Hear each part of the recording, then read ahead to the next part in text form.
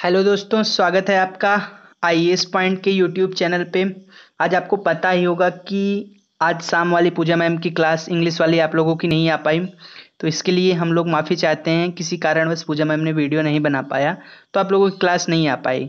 तो मैंने क्या सोचा कि आप लोगों की इस टाइम वाली क्लास मिस हो जाएगी, तो इस वजह से मैंने आप लोगों के लिए एक खास वीडियो भारत और चीन के संबंध को लेकर लाया है। तो हम लोग इस वीडियो में भारत और चीन के संबंध के बारे में बात करेंगे। देखो, भारत चीन दोनों पड़ोसी एक विश्व के बड़े विकासशील देश हैं। अर्थात मतलब अब तो चीन को विकसित देश भी कहा जा सकता है। दोनों के बीच एक लंबी रेखा भी है, मतलब एक लंबी सीमा साझा करते हैं। इन दोनों में प्राचीन काल से ही सांस्कृतिक और आर्थिक संबंध रहे हैं। भारत में बौद्ध धर्म का प्रचार जो है चीन की भूमि पर हुआ था। चीन के लोगों ने प्राचीन काल से ही बौद्ध धर्म की शिक्षा ग्रहण करने के लिए भारत के विश्वविद्यालय अर्थात नालंदा विश्वविद्यालय एवं तक्षशिला में आए थे, क्योंकि उस समय संसार के अपने तरह से ही जो है यही विश्वविद्यालय शिक्षा का महत्वपूर्ण केंद्र था। उस काल में यूरोप के लोग जंगली अवस्था में रहते थे, मतलब उस समय यूरोप उतना विकसित नहीं था। तो इस वजह से कह सकते हैं कि उस समय जो है उस काल में यूरोप के लोग जंगली अवस्था में थे। यद्यप जो है चीन में साम्यवादी शासन की स्थापना हुई, तदप दोनों देश के बीच जो है मैत्री संबंध बराबर बने रहे।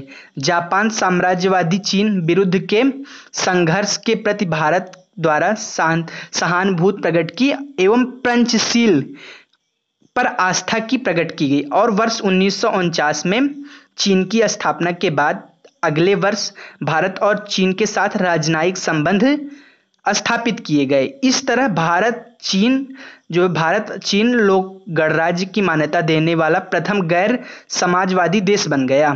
जो है भारत को जो है इस तरह से भारत जो है चीन को गणराज्य की मान्यता देने वाला प्रथम समाजवादी देश बन गया था ना। वर्ष 1954 के जून माह में चीन भारत के म्यांमार द्वारा शांतिपूर्ण अस्तित्व में 5 सिद्धांत यानी पंचशील परिवर्तित किए गए। पंचशील चीन व भारत द्वारा दुनिया की शांति व सुरक्षा के लिए किया गया यह महत्वपूर्ण योगदान था। आज तक दोनों देशों की जनता के जवाब पर है, जो दोनों देश की जनता के जवाब पर है, दोनों के संबंधों को लेकर स्थापित इस सिद्धांतों का मुख्यतः वस्तु जो है एक दूसरे की प्रभुसत्ता और प्रादेशिक अखंडता का सम्मान किया जाए, एक दूसरे को आक्रमण न किया जाए, एक दूसरे की अंदरूनी हमलों को न ली जाए, समानता आपसी जो है शांतिपूर्ण असहयोग बराबर रखा जाए। अब आपको एक मजेदार बताएं, भारत और चीन के बीच एक समझौता हुआ जिसमें गोलाबारी नहीं चलेगी। अभी यही चीज जो है इसी का फायदा उठा के गलवान घाटी में जो युद्ध हुआ, मतलब झड़प हुई थी सेनाओं के बीच में, इसी का फायदा चीन ने उठाया था। जो भारत के सैनिक जो थे उनके पास क्या था, मतलब कि उनके पास जो था गन वगैरह थे, बंदूक वगैरह थी, और वो लोग चाकू और रॉड वगैरह मतलब ये सब लेके आए। तो इस वजह से वो लोग इसकी फायदा उठा लिए। अब बात करते हैं, चलिए मुद्दे पे आते हैं अपने। परंतु चीन ने जो है मैत्री संबंधों की ताक को रख दिया और 1962 पर भारत पर आक्रमण कर दिया था। 1962 के युद्ध को तो आप लोगों को अच्छी तरह पता होगा। भारत की बहुत सारी जमीन को कब्जा करते हुए 21 नवंबर 1962 को एक पक्षीय युद्ध की विराम की घोषणा कर दी। उस समय दोनों देशों के संबंध आज तक सामान्यता नहीं हो पाई, ये बात तो एकदम सही है। दोनों युद्ध के बाद दोनों देशों जो है सामान्य अभी भी स्थिति नहीं है। अब बात करते हैं भारत के पहले प्रधानमंत्री जवाहरलाल नेहरू की मृत्यु के बाद लाल बहादुर शास्त्री ने जो है चीन के साथ दोस्ती का हाथ बढ़ाया, परंतु भारत को सफलता नहीं मिल पाई, क्योंकि 1965 में भारत पाकिस्तान के युद्ध अन्यायपूर्ण ढंग से चीन ने जो है पाकिस्तान का एक तरफा साथ दिया। परंतु 21 सितंबर 1965 को भारत पाकिस्तान युद्ध विराम पर समझौता हो गया, अतः चीन के मंसूबों पर पानी फिर गया ना। तो पाकिस्तान ने भारत के शत्रु की हैसियत से चीन को जो है काराकोरम क्षेत्र में बसा दिया एवं पाकिस्तान अधिकृत कश्मीर 2600 वर्ग मील जो है भूभाग में चीन को सौंप दिया, जिससे जो है चीन की साम्यवादी दल सर्वाधिक शक्तिशाली नेता और चीन के राष्ट्रपति जियांग जेमिन ने नवंबर 1966 में जो है 3 दिन की यात्रा भारत की। नवंबर 1966 में जो है उस समय प्रधान राष्ट्रपति जो थे चीन के जियांग जोमिन, वो 3 दिन की यात्रा पे आए। यह चीन के राष्ट्रपति द्वारा की गई पहली यात्रा थी। यह भी याद रखना कि भारत में जो है पहली यात्रा कौन की थी, जियांग जोमिन ने किए थे नवंबर 1966 में। तो ये जो है पहली यात्रा थी। इस यात्रा के दौरान एक ऐतिहासिक समझौता किया गया जिसके अंतर्गत वास्तविक नियंत्रण रेखा पर, एलएसी जिसको कहा जाता है, वास्तविक नियंत्रण रेखा पर एक दूसरे द्वारा आक्रमण न, देखो मैंने ये बताया ना, आक्रमण न करने का वचन दिया गया। दोनों देशों के सैनिक बल जो है बल का प्रयोग न करने पर हिमालय, मतलब यही समझौता हुआ था जिसका फायदा अभी गलवान घाटी में जो है चीन के सैनिकों ने उठाया था। अपने सैनिक बल का प्रयोग न करने एवं हिमालय पे झगड़े वाली सीमा को शांति व्यवस्था में बनाए रखने के लिए समझौता किया गया। इस यात्रा में 11 सूत्री समझौते की, मतलब जो है यात्रा 3 दिवसीय यात्रा हुई थी, इस पे 11 समझौते हुए थे। अक्टूबर 1969 में भारत और चीन के मध्य तेल एवं गैस की प्राप्ति करने की भागीदारी के लिए एक समझौता किया गया था। 70 के दशक के मध्य तक भारत और चीन के संबंध शीतकाल से निकलकर जो है एक घनिष्ठ हुए, मतलब जो है शीतकाल से जो है संबंध, मतलब 70 के दशक में दोनों के काफी अच्छे हो गए।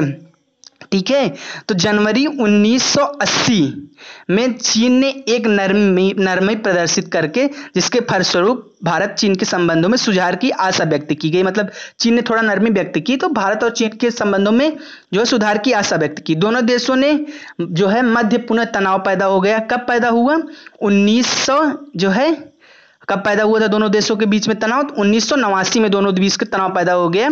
भारत ने 11 से 13 मई 1989 के मध्य 5 परमाणु परीक्षण कर जो है अपने आप में शस्त्र धारक घोषित कर किया। इसी दौरान भारत के रक्षा मंत्री रहे जॉर्ज फडणवीस, भारत के रक्षा मंत्री उस समय के थे। जो है चीन, थोड़ा दिक्कत हो रही, मेरी तबीयत भी आज थोड़ा खराब है तो बोलने में थोड़ा दिक्कत हो रही। जॉर्ज फडणवीस ने भारत के सबसे बड़ा शत्रु की संज्ञा दी। जो भारत चीन को भारत के सबसे, मतलब उन्होंने कहा कि रक्षा मंत्री जो उस समय भारत के थे जॉर्ज फडणवीस ने कहा कि जो है चीन को भारत का सबसे बड़ा शत्रु बताया, मतलब दे डाली, जिससे चीन की मानसिकता अचानक परिवर्तित हो गई और चीन ने अमेरिका और अन्य देशों के साथ मिलकर एनपीटी एवं सीटीबीटी पर हस्ताक्षर किए। मतलब चीन उस समय ये हस्ताक्षर किए और हस्ताक्षर करने के लिए भारत को भी बाध्य करना प्रारंभ कर दिया। इस पे 4 जून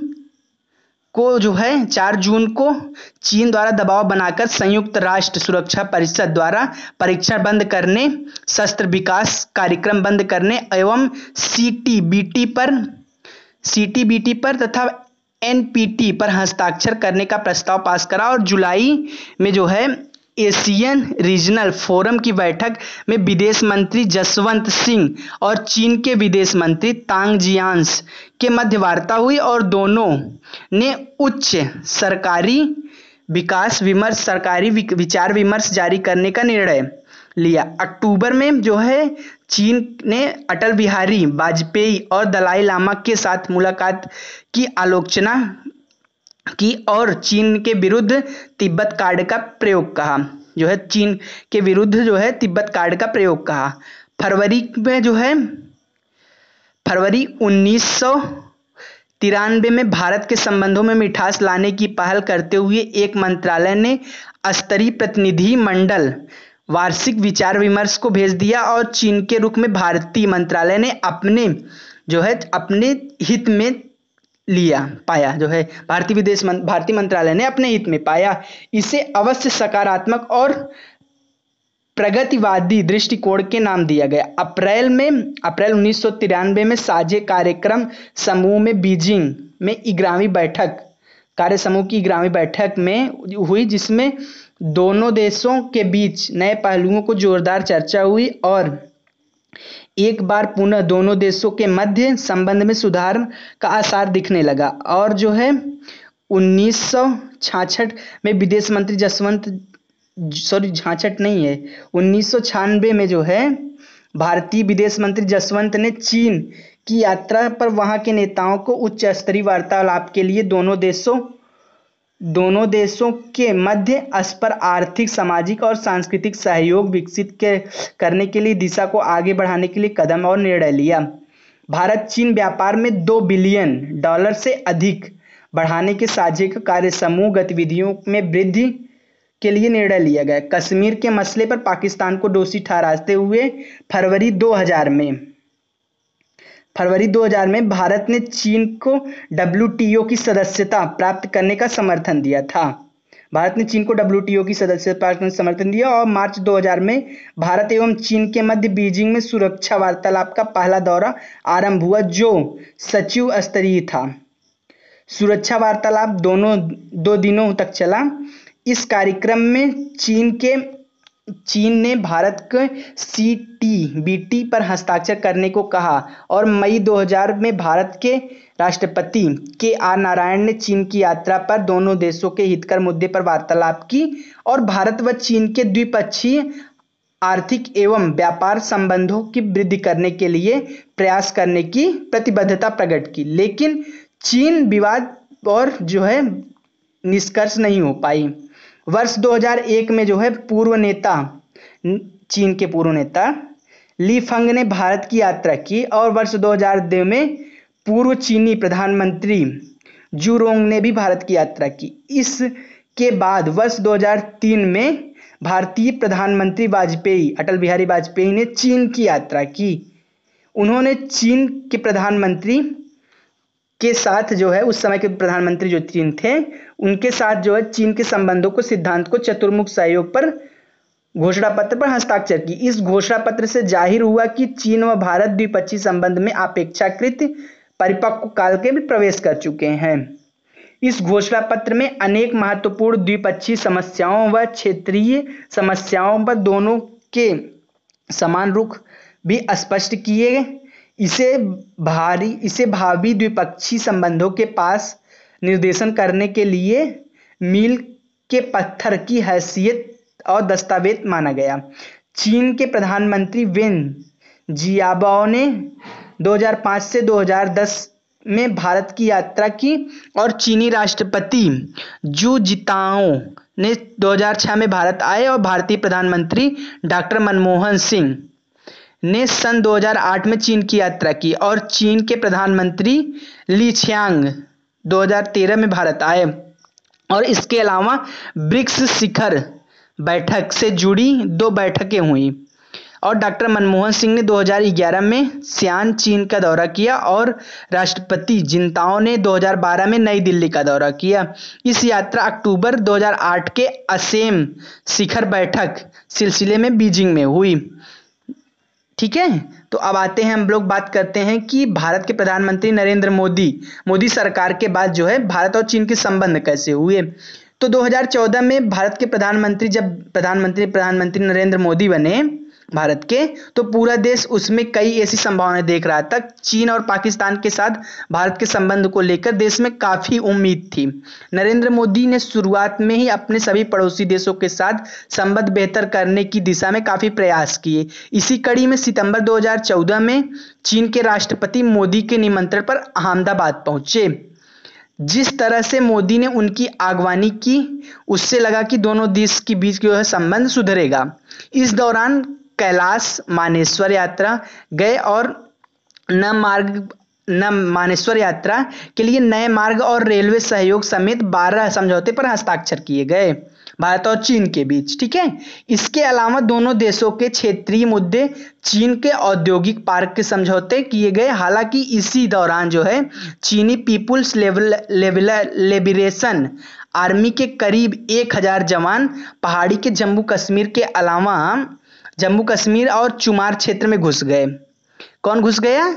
चीनी पीपुल्स लिबरेशन आर्मी के करीब 1000 जवान जम्मू कश्मीर की चुमार क्षेत्र में घुस गए और भारत ने चीनी राष्ट्रपति के सामने यह मुद्दा उठाया, लेकिन अपनी तरफ से वार्ता के लिए कोई भी खलक नहीं पड़ने दी।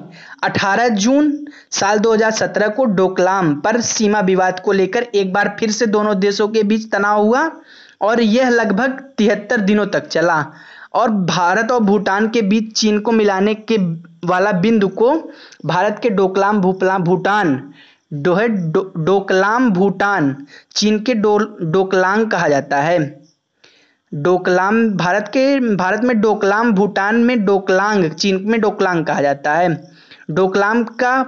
डोकलाम पर पठार जो भूटान के हा घाटी, भारत के पूर्व सिक्किम जिला चीन के लोदांग काउंटी के जिले में है। डोकलाम विवाद के बारे में बात करते हैं। तो डोकलाम विवाद जो है, डोकलाम का कुछ हिस्सा सिक्किम के भारतीय सीमा से सटी हुई है, जहां चीन सड़क बनाना चाहती है और भारतीय सेना उस सड़क बनाए जाने का विरोध किया। भारत की चिंता यह है कि अगर यह सड़क बनी तो हमारे देश के उत्तर पूर्वी राज्यों में देश के जुड़ने वाली 20 किलोमीटर चौड़ी कड़ी यानी कि मरगी गर्दन जैसी एक इलाके में चीन का बहुत बड़ा पहुंच बन जाएगा और वहां चीन की संप्रभुता की बात दोहराने को कहा गया है। इन्होंने सड़क अपने इलाके में बनाई, इसके साथ ही उन्होंने भारतीय सेना पर अतिक्रमण का आरोप भी लगाया। चीन का कहना है कि भारत 1962 में हुई हार याद रखे। चीन ने भारत को चेतावनी भी दी कि चीन पहले से ही अधिक शक्तिशाली था और अब भी उसके पास जो है, जिसके पास भारत में कई प्रतिक्रिया देने के कहा। चीन समझे कि अब समय बदल गया है। यह साल 2017 में इस विवाद का असर हुआ और चीन ने जो है भारत के कैलाश जाने के लिए तीर्थयात्री मानसरोवर यात्रा पर रोक लगा दी।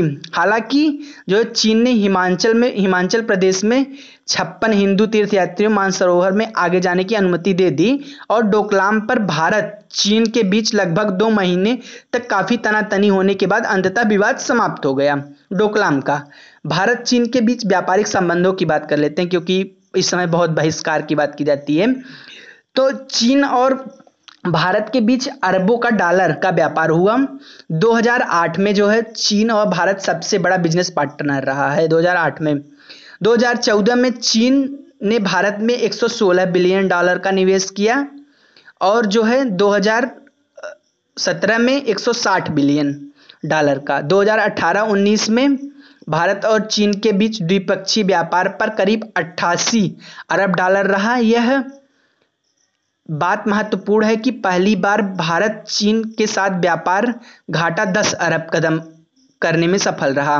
भारत जो है चीन के साथ व्यापार घाटा 10 अरब कम करने में रहा। चीन वर्तमान में भारतीय उत्पादों की तीसरी बड़ी व्यापार निर्यात बन गया, मतलब भारतीय उत्पादों का तीसरा बड़ा निर्यात रहा बाजार है। यही चीन ने भारत के सबसे ज्यादा आयात करता है और भारत चीन के लिए उभरता हुआ बाजार है। चीन भारत में मुख्यतः इलेक्ट्रॉनिक उपकरण, मैकेनिकल सामान, कार्बन रसायन आदि आयात करता है। वही जो भारत में जो है चीन के मुख्य रूप से खनिज, ईंधन, कपास आदि का निर्यात करता है। भारत में चीनी टेलीकॉम कंपनियां 1999 से ही वे काफी पैसा कमा रही हैं। इससे भारत का भी लाभ हुआ। भारत में चीनी टेलीकॉम का मार्केट बहुत बड़ा है। चीन दिल्ली मेट्रो में भी लगा हुआ है। दिल्ली मेट्रो में जो है चीन का काफी सामान, संघाई अर्बन ग्रुप कॉरपोरेशन नाम से कंपनी काम कर रही है जो है दिल्ली मेट्रो में। भारतीय सोलर मार्केट चीन पर निर्भर है। इसका $2 बिलियन भारत का व्यापार करता है। भारत का थर्मल पावर भी चीनी पर निर्भर है। पावर सेक्टर में 70 से 80% उत्पाद चीनी से आते हैं। पावर सेक्टर में 70 से 80% उत्पाद चीन से आते हैं। दवाओं के लिए कच्चे माल का आयात भी भारत चीन से ही करता है। इस मामले में भी भारत पूरी तरह से निर्भर है। 2018 और 19 में जो है भारत का व्यापार घाटा हुआ करीब जो है $52 अरब रहा। भारत का व्यापार घाटा करीब $52 अरब रहा। पिछले कई वर्षों से चीन के साथ भारत लगातार छलांग लगाते बढ़ता रहा है। चीन के साथ लगातार छलांगे बढ़ता रहा है और व्यापार घाटा भारत के लिए एक बड़ी चुनौती बन रहा है। चीन में के बाजार तक भारत की अधिक पहुंच है और अमेरिका व चीन के बीच चल रहे व्यापार युद्ध के कारण पिछले वर्ष भारत में चीन के निर्यात $18 अरब पहुंच गया और वर्ष 2017-18 से $13 अरब रहा। चीन ने भारत की आयात में भी जो है 76 अरब डॉलर से कम होकर 70 अरब डॉलर रहा। 27 मई 2018 को भारत ने चीन के सॉफ्टवेयर बाजार लगाने का काम लाभ उठाने के लिए वहां दूसरे सूचना प्रौद्योगिकी आईटी जिसको कहते हैं गलियारे की शुरुआत की। आईटी कंपनियों के संगठन में नैसकॉम ने कहा कि चीन से दूसरे डिजिटल संयोज जो है प्लाजा की स्थापना की और चीन की घरेलू आईटी कंपनियों पर इस तरह से जो है भारत और चीन के संबंध हैं। तो बस आज के लिए इस वीडियो में इतना ही। हम लोग अब बात करेंगे जो है नई वीडियो में। अब तो देखो किसी मुद्दे पे मैं फिर से वीडियो बनाऊंगा और आने वाले कुछ टाइम में मैं प्रतिदिन किसी न किसी मुद्दे पे वीडियो बनाऊंगा। उसके लिए आप लोगों को नई टाइम टेबल बताई जाएगी और आने वाले कुछ ही दिनों में आप लोगों के लिए द हिंदू की क्लास भी स्टार्ट हो जाएगी। द हिंदू की एनालिसिस डेली करवाई जाएगी उसमें। ठीक है, तो आज के इंग्लिश वीडियो ना आने के कारण ये लेक्चर मुझे बनाना पड़ रहा है। तो बस आज के लिए इतना ही। मिलते हैं आप लोगों से फिर किसी नेक्स्ट किसी क्या बस अभी थोड़ी देर में आने वाली है जो है 9 बजे की क्लास मेरी इंपॉर्टेंट क्वेश्चन की। उसमें भी कई सारे मैंने बात की है।